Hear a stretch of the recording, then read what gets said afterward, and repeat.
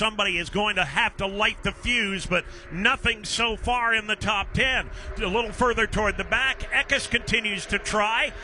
Also, Daniel Dye drops down. Yep, but still, they've not been able to crack the top 10. Continues to be a high-speed game of chess with the laps getting fewer. Austin Hill continues to watch calmly the Justin Allgaier car in his rearview mirror. Driving out of his windshield as much as the rearview mirror is Austin Hill as they continue to go single file. Now the bottom lane has about 5, make it 6 cars with Jeb Burton trying to find a nice little bit of help from Christian Eckes. Jeb Burton from the 8th position goes to the inside of the racetrack and will lead that bottom line off of turn 4 and into the tri-oval. Will pull up alongside Sammy Smith for 5th. Top 4 tightly bunched. Now Jesse Love steps out of line on 2nd place, Justin Allgaier. Jesse Love drops out of the number 3 position. Drafting help is coming. Looking to drop down out of Sammy Smith. He didn't get there in time. He's stuck in the middle. Almirola gets hit, and they're tearing it up on the back straightaway. Daniel Dye with a vicious hit into the inside retaining wall. 3 or 4 other cars crashing down toward turn 3. They continue to crash as they work their way down the Alabama Gang super stretch. A hard hit for Daniel Dye, an equally hard hit for Eric Almirola. Both those cars now have stopped off turn number 2.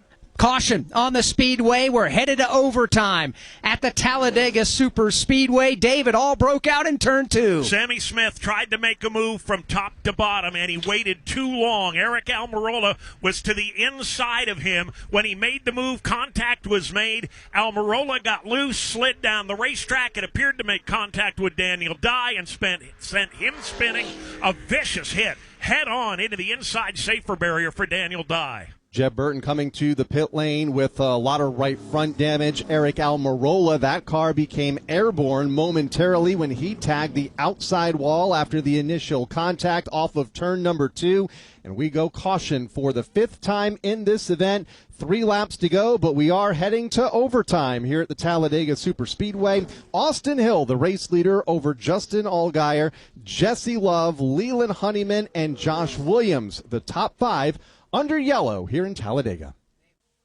Couple of big hits here at the Talladega Super Speedway involving Daniel Dye to the inside wall, Eric Almirola to the outside wall with about a lap and a half to run in this race, forcing overtime here for the NASCAR Xfinity Series.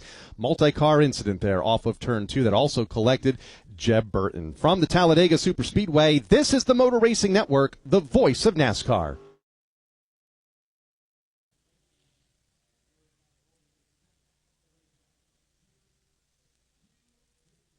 Continuing under the caution flag here at the Talladega Super Speedway in the closing laps of the United Rentals 250. Multi-car incident on the back straightaway, and Dave Moody, a couple of pretty vicious hits at that end of the racetrack involving some of the race leaders. Boy, that's for sure. Daniel Dye went head first into the wall. He hit so hard that the rear tires came off the ground on impact. Equally hard or maybe worse hit for Eric Almirola as he went to the outside retaining wall. Fortunately, both drivers have gotten out of the car and walked away. Hard crash over there off turn 2 to the Alabama Gang super stretch. And that begs the question, Steve Post, as we're headed to overtime, the leaders were last on pit road on lap number 53. Are they good on Sunoco fuel? Down here on Justin Allgaier's pit area, listening to the conversation, Jim Pullman, the crew chief, said, we have got 2.5 gallons worth of fuel, so you need to turn the car off when you can up on the banking, and then once we get close to getting back to green flag, it is low fuel protocols, and low fuel protocols are to make sure that you weave the car, make sure you get the car down on the flat, and get everything in the fuel pickup, which is on the right-hand side. Jim Pullman said this is the worst track probably as far as this scenario goes because of the fuel being down on the right side of the car. He also warned, he said, I am fairly confident Austin Hill and Jesse Love are probably in the same boat. They are good at this. They are veterans at this. He said there's other cars up in the top 10 that maybe haven't done it before, so you need to be conscious about who you're around when we get ready to go back to green flag racing. He mentioned specifically Austin Hill. Brad Gilley, you're monitoring Austin Hill's pit radio chatter. What are they saying on the Hill car? Yeah, Steve, I can give you actually updates on both of those RCR teammates. Austin Hill just hopped on the radio and told his crew chief, Chad Haney, my fuel pressure is reading very, very low right now.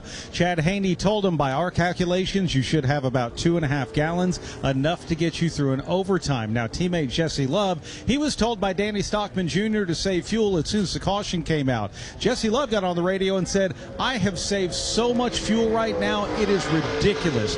We shouldn't have anything to worry about. I've saved more fuel than I ever have before. Find out how it all plays out. There is a problem. Sammy Smith, who was running at the front of the field, Jason, he is all but stopped now, creeping down the pit lane. Yes, he is, and he is frustrated because he can't get a push because there's other cars that are coming down on the track. They're waiting for a push truck to get him down. He's about 10 pit stalls away. It's just trying to hit the starter enough to keep it rolling. His teammate, Carson Quapple, went by about a lap ago. He was out of fuel, so they made sure they topped it off. But for Sammy Smith, he's in a points race here right now. This one could hurt him here. Also, Carson Quapple making a stop as he was running among the top 10 a lap ago.